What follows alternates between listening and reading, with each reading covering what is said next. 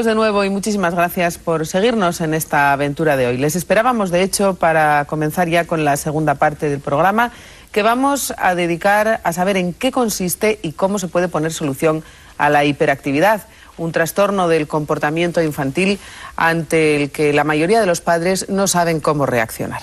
Es el llamado trastorno por déficit de atención con hiperactividad, pero ¿no tendremos a nuestros hijos demasiado limitados, demasiado protegidos, demasiado constreñidos a un espacio pequeño y esa es su reacción natural? La hiperactividad y las claves para superarla, hoy en el tiempo de la Universidad Nacional de Educación a Distancia.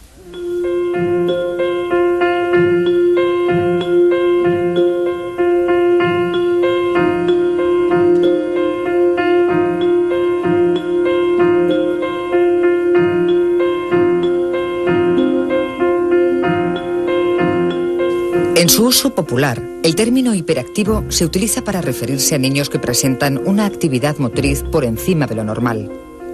Esto ha determinado que se asocie al niño hiperactivo con un niño malcriado, travieso o con graves problemas de conducta. Sin embargo, cuando los profesionales utilizan este término, se refieren a una sintomatología específica, al déficit de atención con hiperactividad, que poco tiene que ver con el niño travieso o malcriado y que solo en algunos casos puede ser asociado a problemas de conducta. El trastorno por déficit de atención con hiperactividad, el gran desconocido de la psicopatología infantil en España hasta hace bien poco, se ha convertido hoy, en parte por la labor titánica de las asociaciones que aúnan a los padres de estos niños, en un trastorno de moda. Esta circunstancia tiene un aspecto positivo. Y es que al conocerse más este trastorno, a muchos niños que sufren el problema se les puede abrir una puerta de esperanza hacia un futuro escolar con menos escollos y con más oportunidades.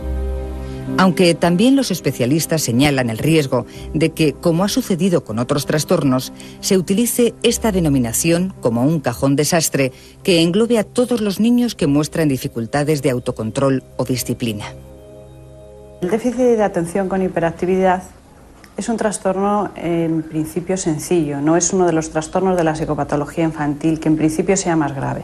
Tiene 3 síntomas básicos: el déficit de atención, la hiperactividad y la impulsividad.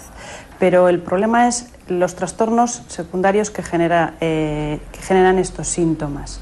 El déficit de atención, la hiperactividad y la impulsividad son absolutamente contraindicados para estar en un colegio. El niño tiene más problemas de comportamiento porque no se ajusta a las normas de la clase, tiene dificultades para terminar las tareas, se distrae cuando el profesor está explicando, acaba perdiendo base académica y acaba teniendo ciertos problemas de autoestima porque no se ajusta a las exigencias del colegio. El niño que padece el déficit de atención con hiperactividad suele experimentar frustraciones y baja autoestima debido a las experiencias que vive a diario. Y en lugar de ser tenaz frente a los innumerables problemas a los que se enfrenta, huye de la responsabilidad, intentando de esa manera evitar futuras frustraciones. Un niño que tiene déficit de atención con hiperactividad, que es más impulsivo, que tiene más problemas de autocontrol, que tiene más dificultades para concentrarse y rendir bien en el colegio, con frecuencia fracasa escolarmente. Y tenemos que tener en cuenta que el colegio es la primera muestra de valía social que tiene un niño, por lo tanto, su autoestima empieza a verse comprometida. No se debe ser determinista en cuanto a las consecuencias que genera este trastorno, pues un buen diagnóstico y un posterior tratamiento pueden evitar consecuencias que se expresan en la adolescencia y en el adulto no tratado. Es que el déficit de atención con hiperactividad tiene un efecto de bola de nieve, de tal forma que una sintomatología de base simple puede con el tiempo tener graves secuelas. Es el caso del niño con déficit de atención con hiperactividad en la adolescencia. Son niños que ya su proceso de maduración hace que sean menos movidos, menos hiperactivos, que sean más capaces de concentrarse un tiempo prolongado, pero llega un momento que ellos no utilizan esa capacidad porque han aprendido en realidad a ser vagos porque prefieren decirse a sí mismos soy inteligente pero vago, porque si yo quisiera podría, a intentarlo y fracasar. De no realizar un adecuado tratamiento desde niño, los problemas persistirán en el adulto. El adulto siente que no cumple con las expectativas puestas en él, por lo que padece una profunda frustración. Cuando un adulto que sufre este trastorno se decide a recurrir a un neurólogo o a un psicólogo, es común que presente, además del déficit de atención por hiperactividad, un cuadro depresivo, por lo que el diagnóstico se vuelve más complejo. Durante muchísimo tiempo se ha pensado que el déficit de atención se curaba con la adolescencia, pero muchísimos estudios que se han hecho más recientemente, en los que se ha visto que se ha seguido a la gente durante muchos años, desde que eran niños hasta que eran adolescentes y después cuando ya eran adultos, han demostrado que verdaderamente no es una cosa que se cure espontáneamente, sino que resulta en dificultades para la persona adulta, dificultades de tipo profesional, de tipo afectivo, con la familia que ellos puedan crear, y de trabajo de todo tipo. Entonces se ha visto que efectivamente las personas con el déficit de atención en el estadio adulto tienen se presentan de una manera diferente que los niños, pero también les ayuda muchísimo tener un buen diagnóstico y un buen tratamiento. El déficit de atención por hiperactividad no se expresa del mismo modo en el niño que en el adulto. Si bien la falta de atención, la impulsividad y la hiperactividad siguen siendo las características propias de este trastorno, en el adulto no se dan en la misma proporción ni con la misma intensidad que en el niño. Sin embargo, el adulto, que incluso si ha sido hiperactivo cuando era niño, cuando es adulto suele tender a tener una cierta inquietud interna, pero que no lo traduce en comportamientos motores que no se pueden parar. Pero sin embargo sí sigue teniendo inatención y sí sigue teniendo problemas de impulsividad. Entonces, ¿cómo se manifestaría eso en un adulto? Pues en vez de ser un niño que interrumpe a los otros niños, en el adulto pues es un mayor que no puede dejar que nadie meta baza en la conversación, es una persona que no puede dejar de gastarse un dinero que no tiene a lo mejor y ponerlo en la tarjeta de crédito y ese tipo de cosas. O sea que las conductas impulsivas y las conductas inatencionales son las que se mantienen, y sin embargo las conductas hiperactivas y más motoras y más que por otra parte es como se diagnostican más frecuentemente a los niños, entonces eso es menos común en el adulto. Una de las características de este trastorno está relacionada con la agresividad, la impulsividad y la violencia adjudicada a los niños que padecen el déficit de atención por hiperactividad. Pero estos niños no siempre son agresivos. Los niños con este trastorno suelen mostrar una agresividad de carácter impulsivo y equivalen a respuestas a lo que ellos perciben como una agresión. No se trata de conductas agresivas intencionadas, reflexivas y dirigidas a un objetivo. El déficit de atención por hiperactividad y los problemas de conducta y agresividad hoy en día se consideran entidades diagnósticas distintas. Se confunde muchas veces la impulsividad de un niño de preescolar, de educación infantil, un niño de 5 o 6 años, impulsivo e hiperactivo, con el niño agresivo. Se podría decir que en los niños pequeños, especialmente niños hasta los 6, 7, 8 años, muchas de las acciones impulsivas acaban siendo agresiones, pero no son agresiones intencionadas. De hecho, podemos distinguir entre dos tipos de agresión. La agresión que se conoce en la calle, el niño que agrede, la agresión proactiva, es la del niño que agrede deliberadamente para obtener un beneficio, para conseguir un juguete, para conseguir poder. Esta agresión es deliberada y planificada. Sin embargo, lo que se llama agresividad reactiva es el niño que no inicia deliberadamente una agresión, sino que responde de forma agresiva a situaciones que realmente no deberían de motivar una agresión. Un paso fundamental hacia el tratamiento del déficit de atención por hiperactividad es el diagnóstico previo. El diagnóstico debe ser realizado por un equipo multiprofesional y dirigido hacia 3 vertientes: una evaluación psicopedagógica, una evaluación cognitiva y una evaluación neuropsicológica.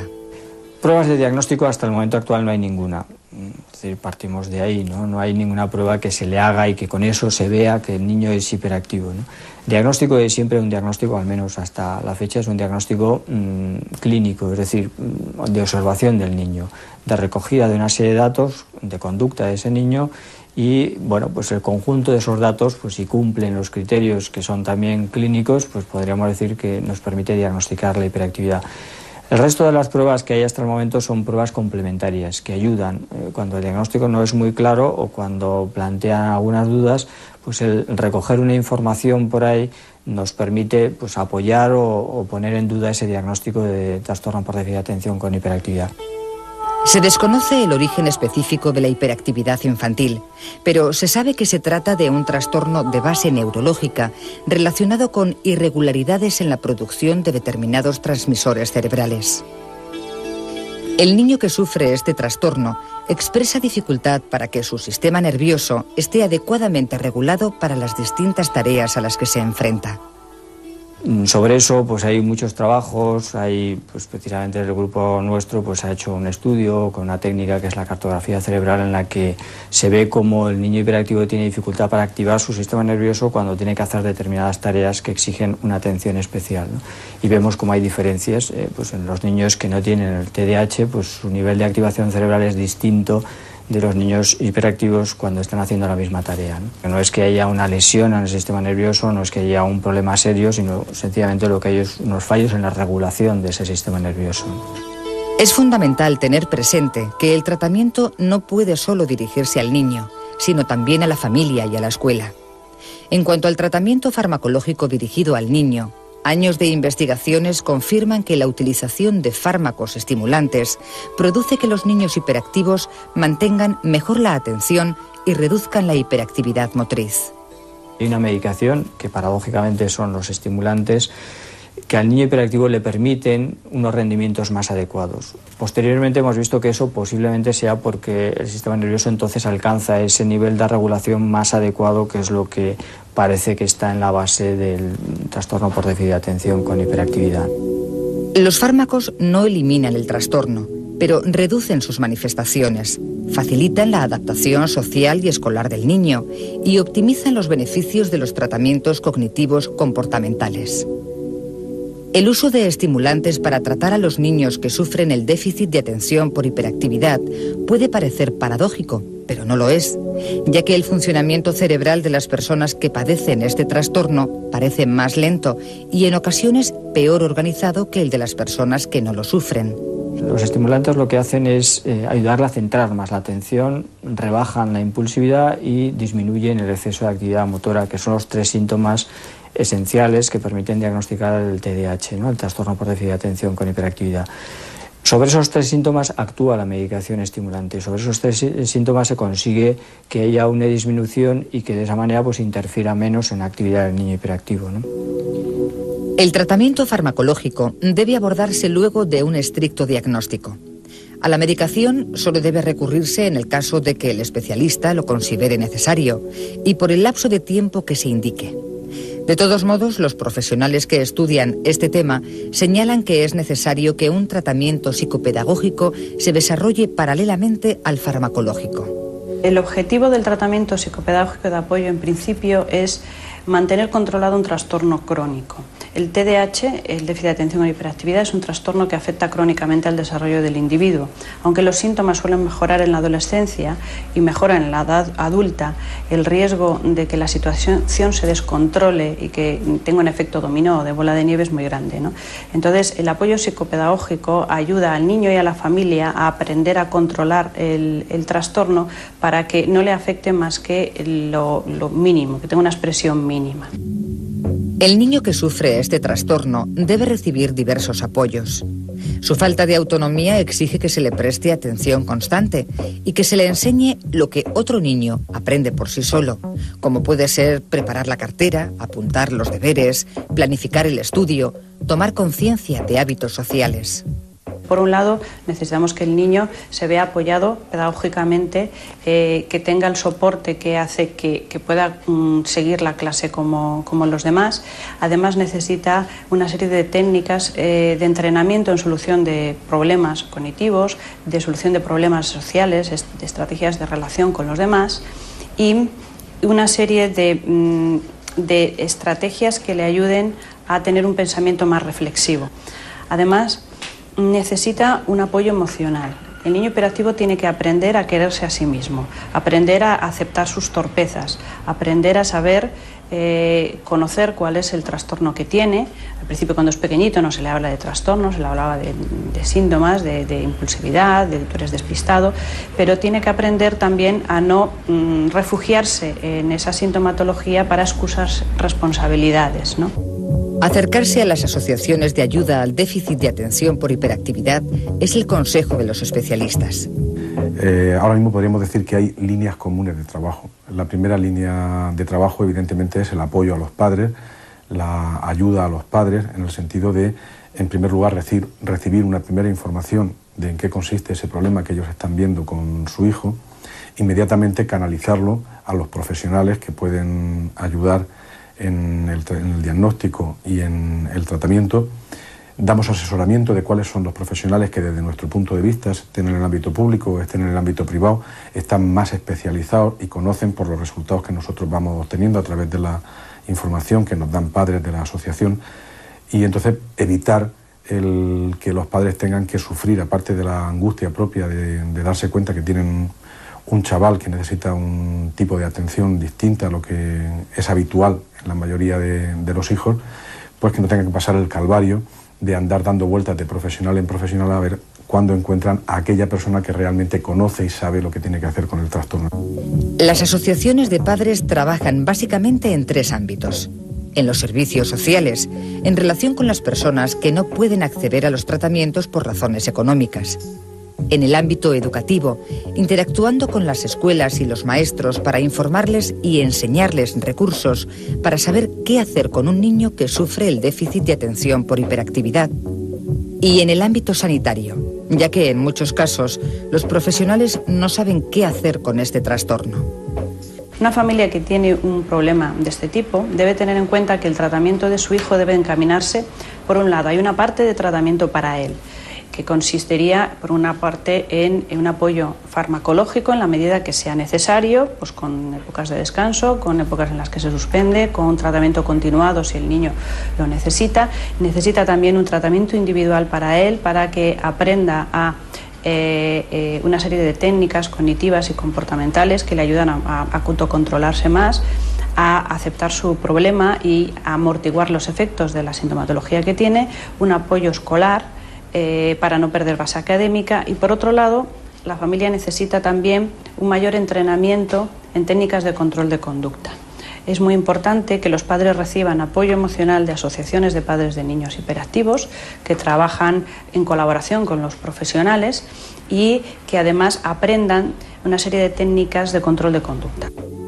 El debate sobre este trastorno concierne más al especialista que al maestro, cuya labor principal será la de cargarse de recursos para enfrentarse a conductas concretas de sus alumnos. El tratamiento debe dirigirse no solo al niño, no solo a la familia, sino también a la escuela, porque los profesores tienen el mismo problema que los padres. Son niños que no se ajustan a los patrones educativos normales, son niños que no parecen responder a los premios y a los castigos tan frecuentemente, son niños que necesitan, incluso siendo mayores, una supervisión muy cercana, muy constante, necesitan un apoyo emocional porque tienen mucha inmadurez emocional, ¿no? Así que deben de aprender a conocer este trastorno y deben de aprender a cómo valorarlo. En esos 3 enfoques, la familia, el niño y la escuela, es en donde tiene que marcarse el tratamiento del niño hiperactivo. El tratamiento incluye diversos aspectos.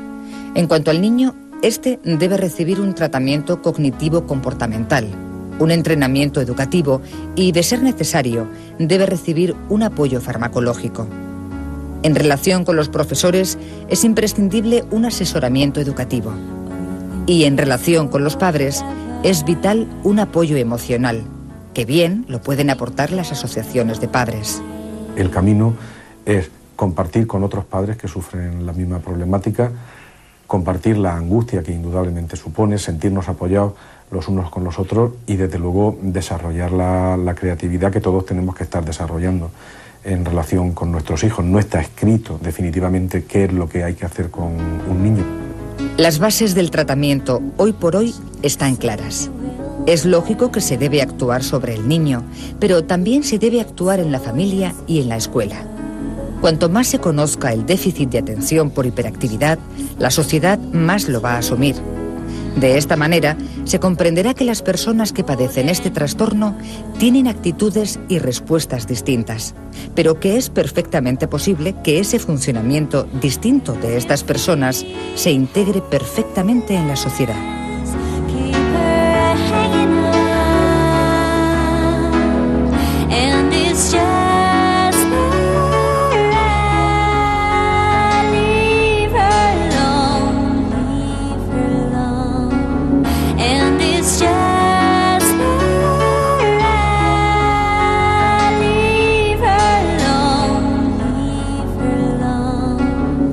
Aprovechamos los últimos minutos del programa de hoy para hacerles la recomendación de lectura de este fin de semana. Un libro que acaba de salir en edición de bolsillo, aunque llevaba ya algún tiempo publicado en librerías. Se trata de El fin del